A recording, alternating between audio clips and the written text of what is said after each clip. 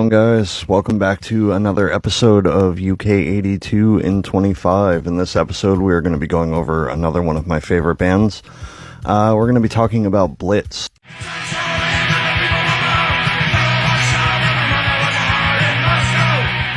Blitz formed in 1980 by Nidge Miller and Carl Fisher.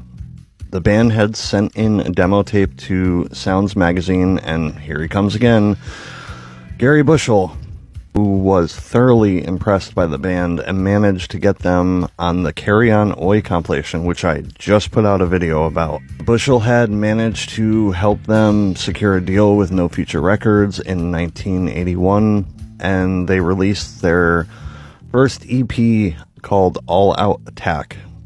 Fucking fantastic EP for sure. But the following year saw their full-length debut with Voice of a Generation, and that received a ton of positive reviews. It had some indie chart hits as well.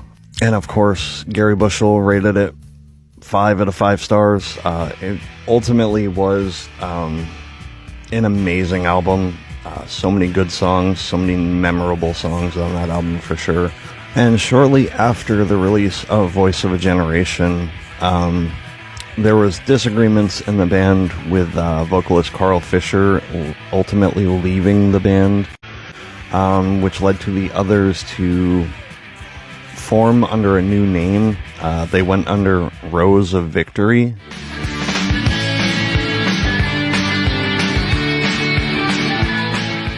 And released one last single on No Future Records under the new name. But later they did reclaim the name Blitz and released another full-length album on No Future Records, of course, titled Second Empire Justice.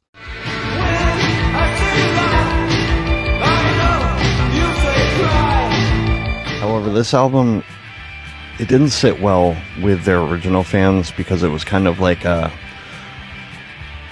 they veered into a kind of a weird new wavy post-punk sound, and it did not hit with their fans at all.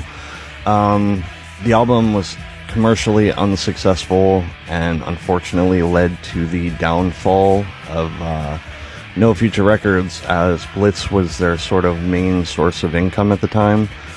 I think ultimately it just kind of led to a period where they all kind of split for a little while. Later on down the road, Miller did write new material and recorded a new album under the name Blitz again. This album was titled The Killing Dream.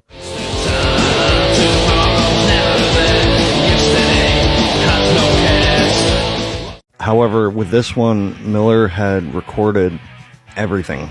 He did the guitar, the bass, the drums, and had a friend of his do the vocals. The album led to new full-time members and the band beginning to tour again, and they released one more single in 1992 titled New Breed. It was pretty good.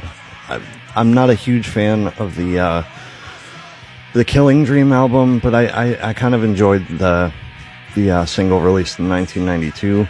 This did ultimately lead to the band taking another hiatus for a good while. They did eventually start touring and playing shows again, and it had always been a dream of Miller's to tour and play in the United States, and they got their chance to do that in 2007.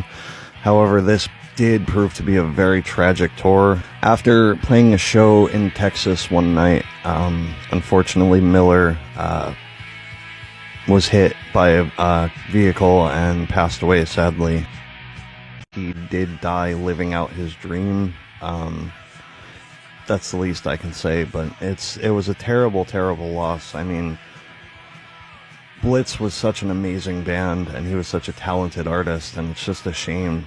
Yeah, during this period, before Miller had passed away, the band did record 6 tracks, which ended up getting put out as a mini album under the title The Final Blitz. There are some great songs for sure, and it was a fantastic send-off for a legend like Miller. I mean, Blitz is such a special band to me. When I look back at my youth, I just hear Blitz as basically the soundtrack to my youth. They were a fantastic band for sure. But this concludes the mini history of the band Blitz. I hope you guys enjoyed this one. Thank you guys so much for watching. As always, if you want to follow me, I always do classic punk, hardcore, oi. I go over a ton of different bands, different albums, stuff like that. So, why not give me a follow? Thank you guys so much for watching, and have a great day.